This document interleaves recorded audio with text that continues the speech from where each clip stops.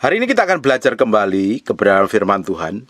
Buka bersama saya di kitab Amsal mulai pasal 15 ayat yang pertama. Jawaban yang lemah lembut meredakan kegeraman, tetapi perkataan yang pedas membangkitkan marah. Bapak Ibu, banyak kali karena sikap kita yang tidak bisa mengendalikan diri, mulut kita yang seringkali ngomong yang menyakitkan, tidak terkontrol, tidak bisa ngomong lebih lembut, tetapi ngikutin emosi kita, ujungnya kita nggak sabar, akhirnya marah, meledak-ledak, mengakibatkan kita banyak menghadapi problem dan masalah. Karena kebanyakan problem yang terjadi dalam hidup kita ini sumbernya dari mulut kita yang salah ngomong, mulut kita yang salah berkata-kata. Apalagi kalau kita ini sembarangan, mulut kita ini sembarangan ngomong, seringkali melukai orang lain.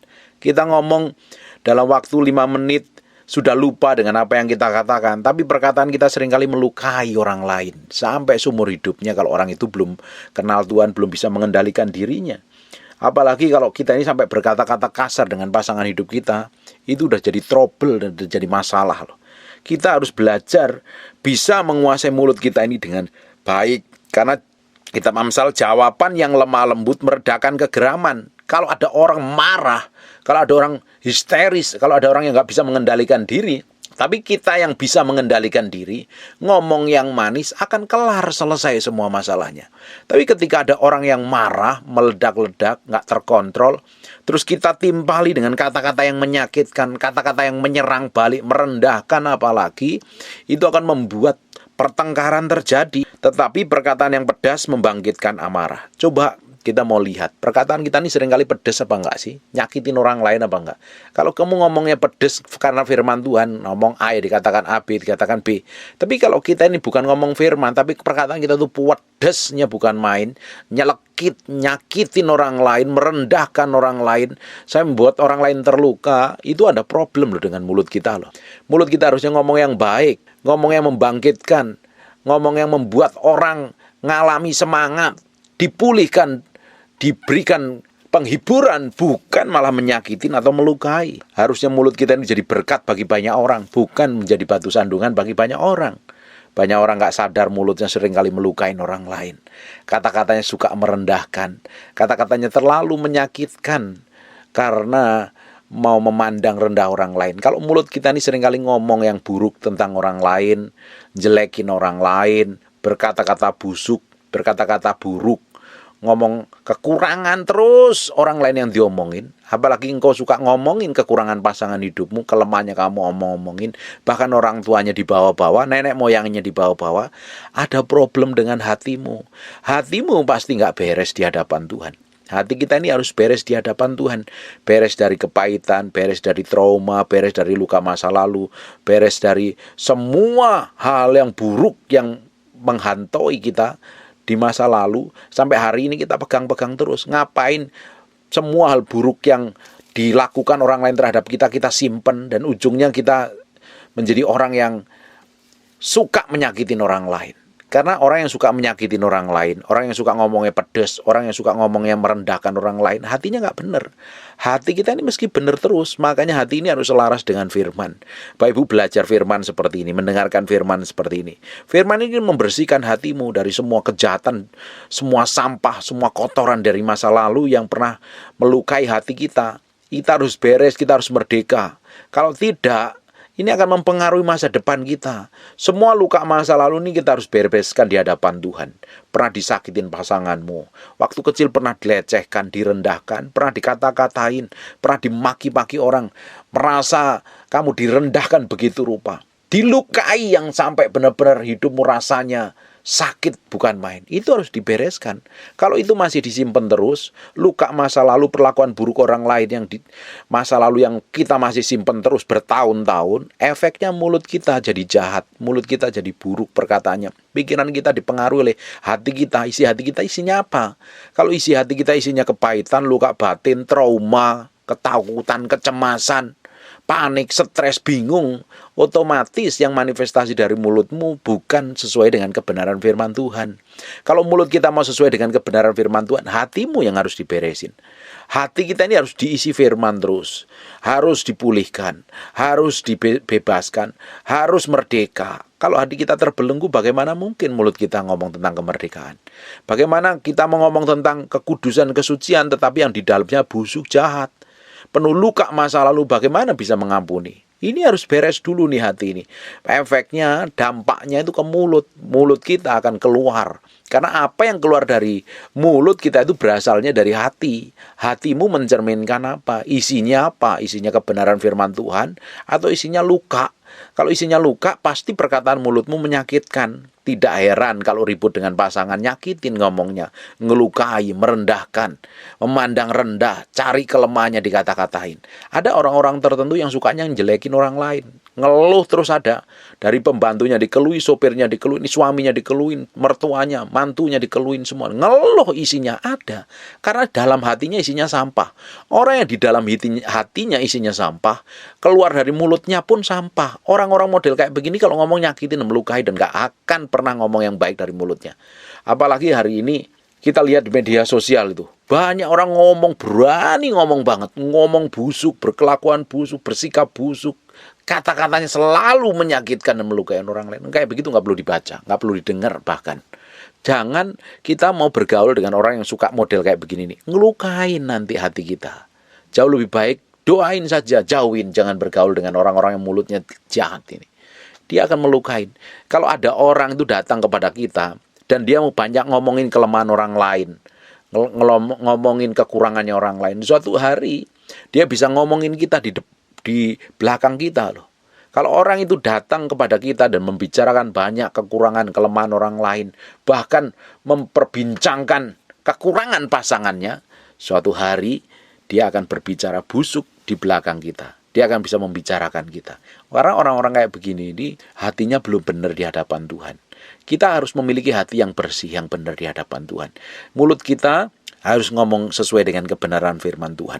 Hati kita harus merdeka, harus bebas. Ketika kita menghadapi masalah problem dengan pasanganmu yang mungkin berselisih pendapat, bersilang pendapat, atau mereka orang lain perlakukan buruk terhadap kita, tapi tetap mulut kita bisa berkata-kata yang baik, berkata-kata yang sesuai dengan kebenaran firman Tuhan. Orang ingin tahu rohaninya seperti apa, dalam hatinya seperti apa, lihat aja apa yang dikatakan. Apalagi lihat aja kalau ketika dia menghadapi hal buruk, ketika dia hadapi goncangan, tekanan, himpitan, persoalan. Lihat aja apa yang dikatakan. Apalagi kalau ada orang memperlakukan buruk, begitu rupa fitnah, tuduh, memperlakukan yang benar-benar melukai batinnya. Lihat reaksinya apa. Reaksinya ngomong seperti firman, ngomong kebenaran firman Tuhan, atau keluarnya caci maki, ngeluh, ngomel, ngancam, dan lain sebagainya. Kalau isinya seperti itu, bukti bahwa hatinya tidak dekat dengan Tuhan, hatinya nggak beres dengan Tuhan. Orang yang hatinya beres dengan Tuhan, yang keluar dari mulutnya kebenaran, perkataannya kebenaran, yang diomongin janji Tuhan. Ini penting sekali. Banyak sekali orang Kristen yang ngaku Kristen, ngaku pelayanan di gereja bertahun-tahun, tetapi mulutnya nggak bertobat. Lihat aja reaksinya ketika dia bersinggungan dengan orang lain, hidupnya bersinggungan dengan orang lain, atau orangnya dihianatin sesamanya, temannya, diperlakukan buruk temannya, mobilnya diserempet orang lain. Lihat aja reaksinya apa. Bisa marah, histeris, jerit-jeritan, membuktikan bahwa nggak ada pengendalian diri sama sekali.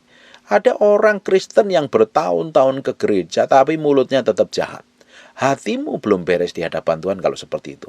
Kalau engkau sudah rajin ke gereja bertahun-tahun, dengerin pendeta yang urapan, bertahun-tahun sudah ikut ibadah, jadi penggemar para pendeta, ngumpulin khotbahnya para pendeta, tapi mulutmu nggak berubah, sikapmu nggak berubah, kelakuanmu nggak berubah, bukti hatimu belum berubah. Banyak orang suka dengar firman tapi nggak melakukannya. Kita harus menjadi pendengar firman Tuhan dan melakukannya. Praktek hidupnya apa? Pertama akan terlihat dari perkataan bibirmu. Memperkatakan apa? Ketika engkau ditekan orang lain, dipersalahkan orang lain, apa reaksimu? Engkau tiba-tiba marah, teriak, histeris, gialak, gianas luar biasa, atau engkau bisa memiliki lidah yang lemah lembut, lidah yang penuh penguasaan diri. Ada orang di jalanan seringkali ditimpali, ada orang marah dengan marah, akhirnya berantem gegeran di jalan, mempermalukan diri sendiri. Apalagi kalau suami istri marah, suami ikut marah, ribut gegeran, kamu yang rugi sendiri. Kalau ada pasanganmu marah, Alkitab ngomong kamu harus menjawab dengan lemah lembut. Karena jawaban lemah lembut itu akan meredakan kegeraman. Toh kemarahan tidak akan menyelesaikan apa-apa. Kemarahan tidak akan ada gunanya apa di hadapan Tuhan sama sekali. Nggak menguntungkan. Buat apa? Lebih baik kita memiliki lidah yang lemah lembut. Tetapi perkataan yang pedas membangkitkan amarah. Kalau sudah pasangannya marah, ikut-ikutan marah, berantem. Anakmu lihat, kamu nggak jadi contoh yang baik. Apalagi kata-katanya menyakitkan, melukai.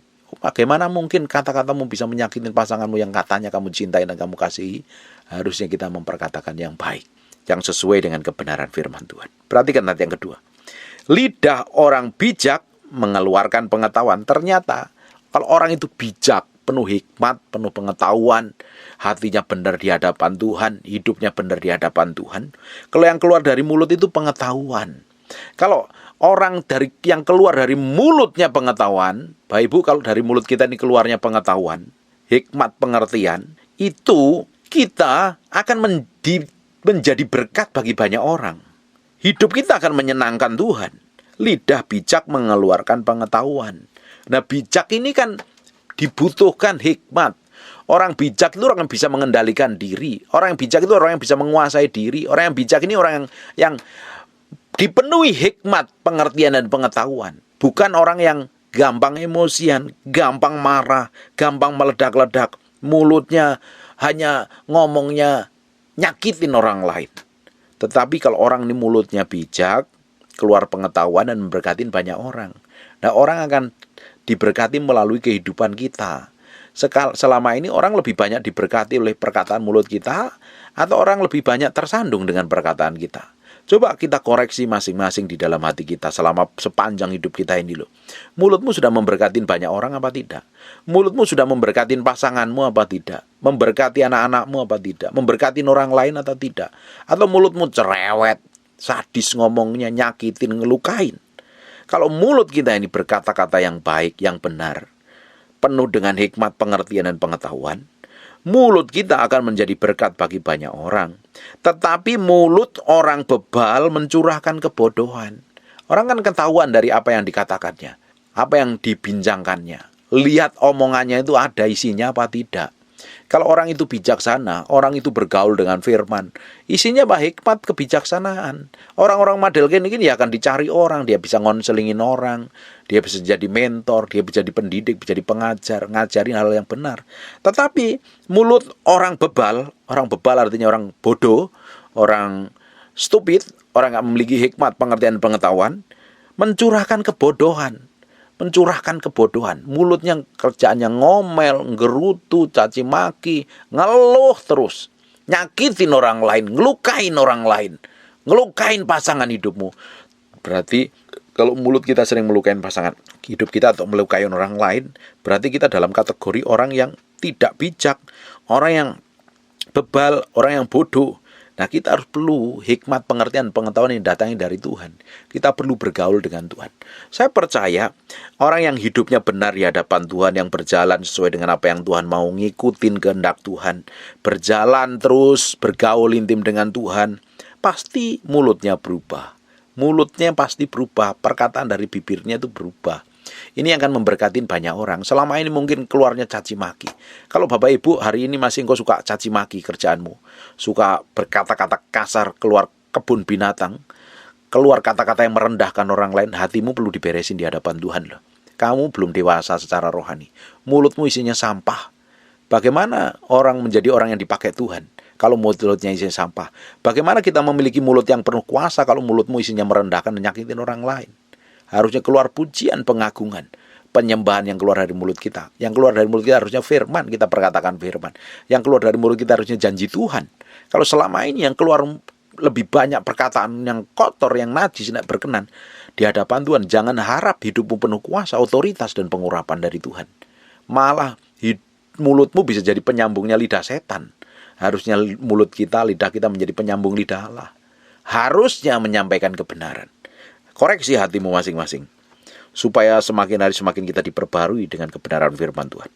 Perhatikan hati yang ketiga, mata Tuhan ada di segala tempat, mengawasi orang jahat dan orang baik. Bapak Ibu, di kitab Matius dijelaskan, suatu hari kita akan mempertanggungjawabkan setiap kata-kata yang keluar dari mulut kita. Kita harus bertanggungjawabkan di hadapan Tuhan, tanpa terkecuali.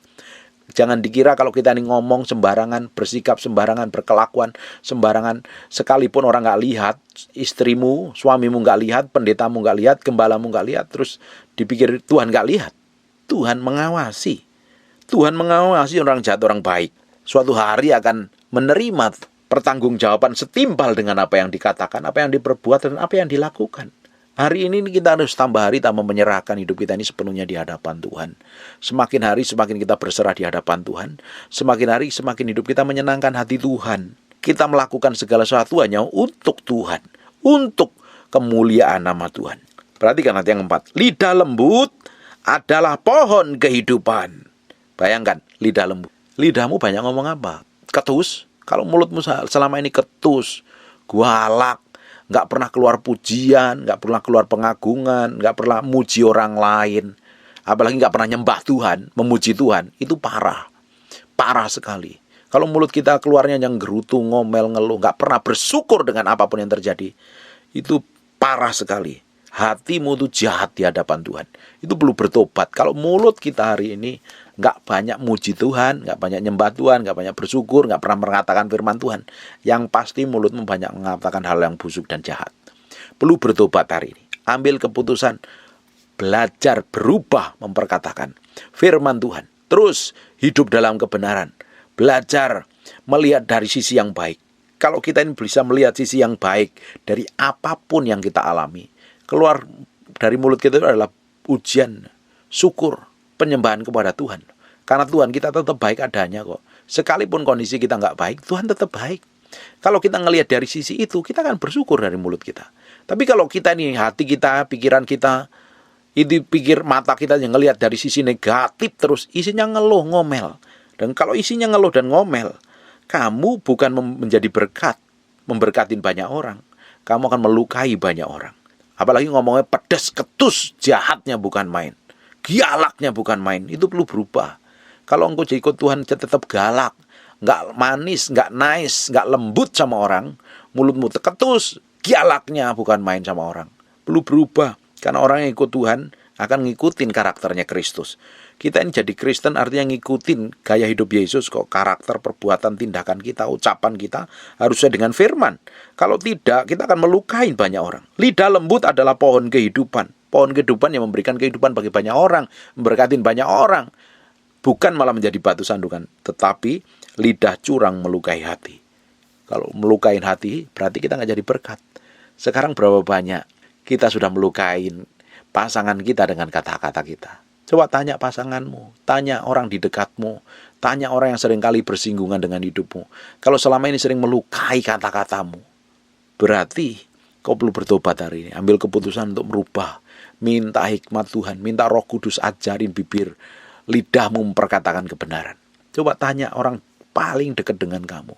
Lebih banyak diberkati, lebih dapat pujian, lebih dapat kata-kata yang manis, semangat yang membangkitkan, atau kata yang merendahkan. Kalau kita masih sikapnya busuk dan jahat, kita perlu bertobat hari ini. Supaya kita tidak melukain banyak orang. Karena lidah kita akan memberitakan kebenaran, memberitakan kabar baik. Injil itu isinya kabar baik. Kabar baik, bukan kabar buruk. Kan Injil isinya kabar baik. Tentang kebaikan Tuhan. Tentang kebaikan kerajaan Allah atas kehidupan kita. Harusnya lidah kita juga ngomong tentang hal yang baik. Bukan kata-kata yang buruk, merendahkan, memfitnah, mencaci, atau hal yang lebih buruk lainnya. Apalagi kata-kata kasar, itu sudah jahat banget di hadapan Tuhan. Kalau ingin lidahmu penuh kuasa, otoritas, penuh pengurap, rubah, belajar merubah mulutmu, rubah kata-kata. Kita akan melihat tambah hari hidup kita ini akan menjadi berkat bagi banyak orang. Saya berdoa, Bapak Ibu yang rajin mendengarkan apa yang saya sampaikan, hidupmu berubah, mulutmu berubah. Hidupmu akan dipakai terus menjadi berkat bagi banyak orang, memberkatin banyak orang. Sekarang lihat ayat yang ke-7. Bibir orang bijak menaburkan pengetahuan. Bibirnya orang bijak Yang isinya pengetahuan. Orang yang nggak ngerti apa-apa dibangkitkan, dibuat ngerti kebenaran firman Tuhan. Orang yang bodoh, karena mulut kita ini penuh pengetahuan, orang bodoh itu bisa ngerti jadi pinter. Harusnya seperti itu, karena bibir orang bijak menaburkan pengetahuan. Yang ditabur itu kata-kata kebenaran firman Tuhan. Yang ditabur kata-kata yang bijak, kata-kata yang baik, kata-kata yang menyemangati, bukan kata-kata yang merendahkan dan melukai. Tergantung hari ini isi hatimu apa.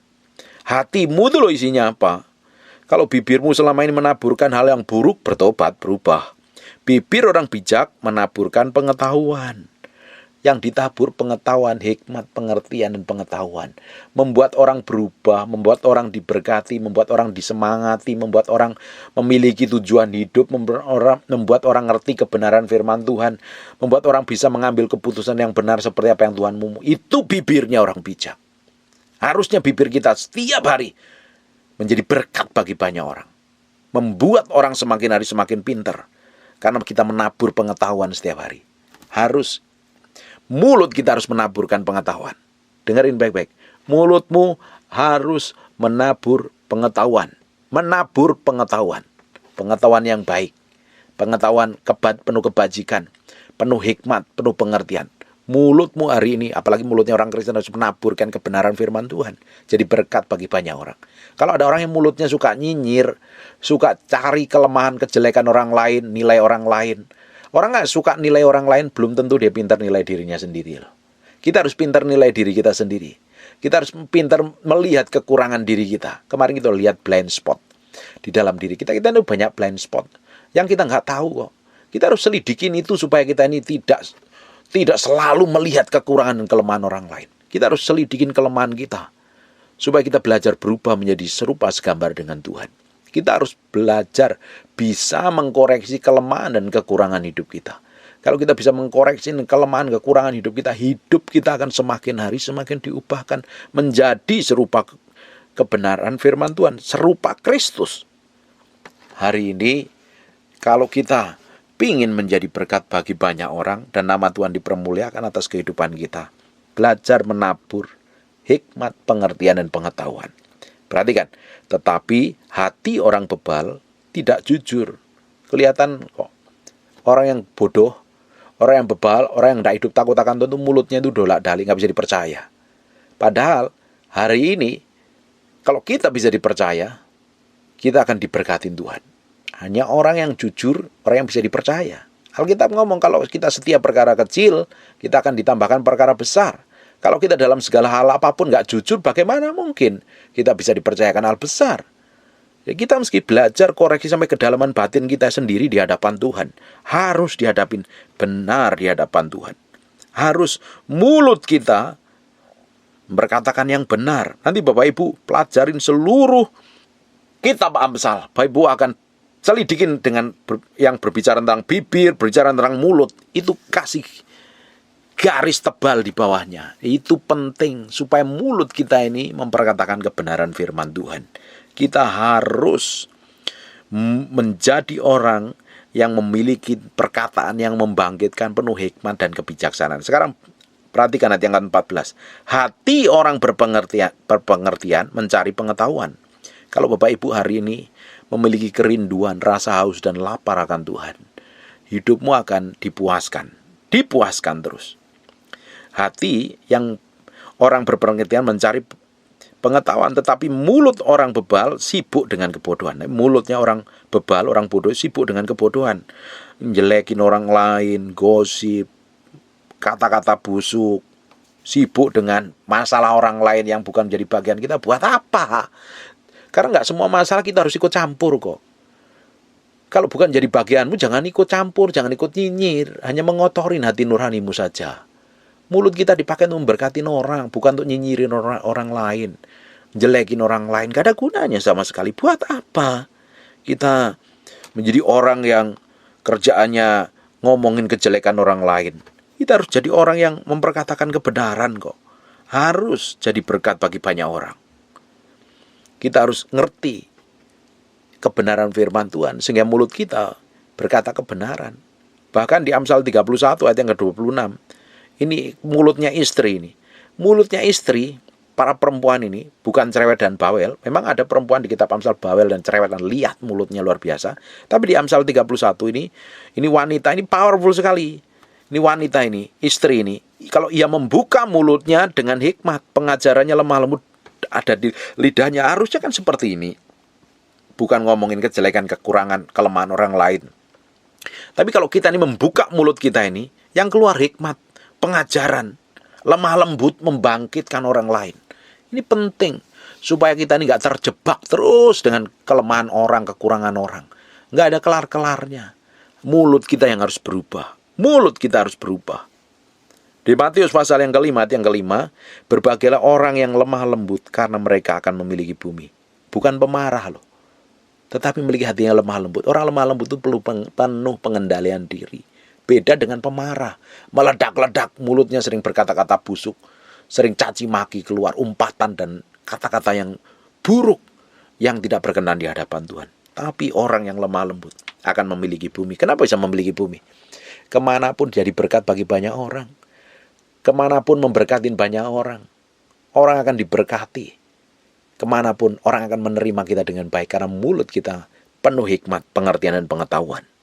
Perhatikan di Galatia pasal yang kelima, ayat yang ke-23. Ini kelemah lembutan, ngomong lemah lembut, hatinya lemah lembut, mulutnya lemah lembut. Itu bagian dari buah roh. Kalau kita bergaul dengan Roh Kudus, pasti ada manifestasinya. Mulutmu berubah, kelakuanmu berubah, hatimu berubah. Pasti engkau memiliki kelemah lembutan, bukan ganas dan giarang dan jahat sekali. Hari ini, koreksi masing-masing hatimu. Gak usah ngoreksi orang lain, koreksi hati kita sendiri di hadapan Tuhan. Jangan sibuk ngoreksi kelemahan orang lain. Jangan sibuk jadi komentator.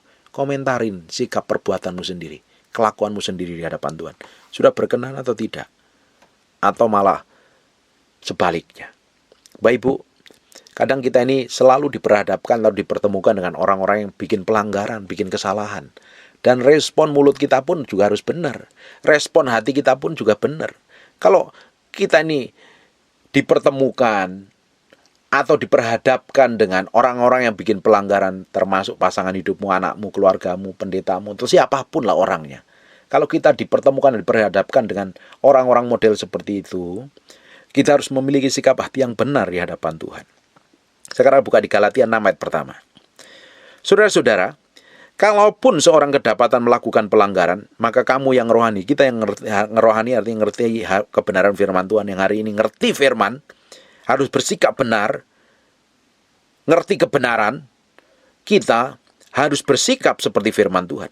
Saudara-saudara, kalaupun seorang kedapatan melakukan pelanggaran, termasuk anakmu, suamimu, istrimu, mertuamu, mantumu, gembalamu, pendetamu, atau siapapun orangnya, maka kamu yang rohani, yang hari ini ngerti kebenaran firman Tuhan, baca ayat ini, harus memimpin orang itu ke jalan yang benar dalam roh lemah lembut. Tapi kebanyakan pada prakteknya sebaliknya.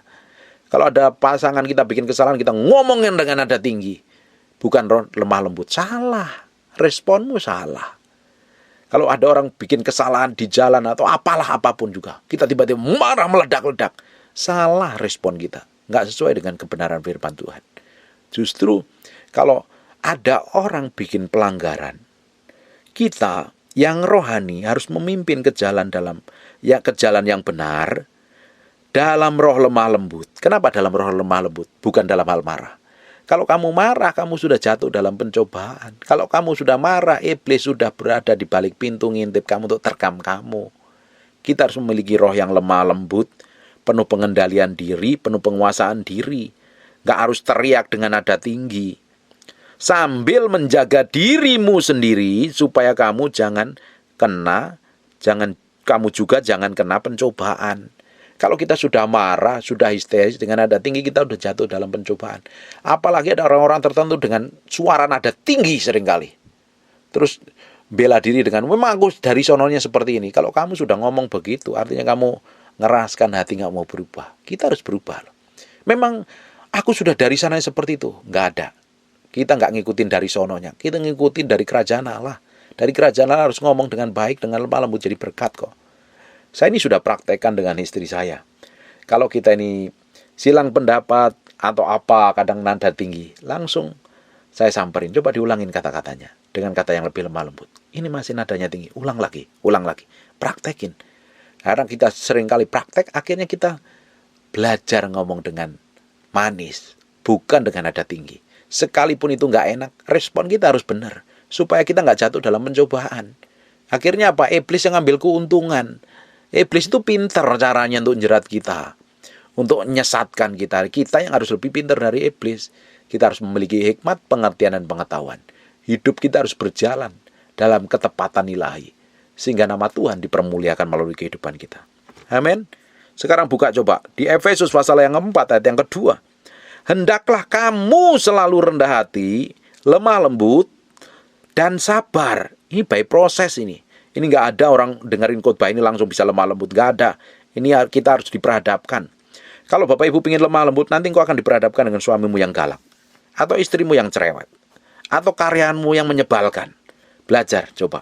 Kalau ingin rendah hati, pasti nanti kamu akan coba diperhadapkan untuk menyombongkan diri. Kamu tetap bersikap rendah hati atau enggak? Atau kamu direndahkan orang lain. Bagus kalau direndahkan. Tapi kalau kamu sombong, kamu nggak sadar dirimu sombong, nanti kamu akan mudah jatuh di dalam dosa.